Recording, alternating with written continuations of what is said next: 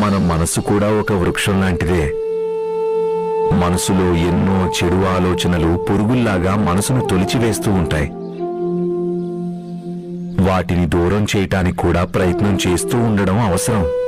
తెలుసా బాబూ, దీని చికిత్స కోసం మొట్టమొదటిగా చేయవలసిన పని ఏంటో? ఈ చెడు ఆలోచనల నుంచి పారిపోవద్దు, వాటికి భయపడకూడదు, వాటిని స్వీకరించాలి. నేను ఇంతకుముందు కూడా చెప్పాను.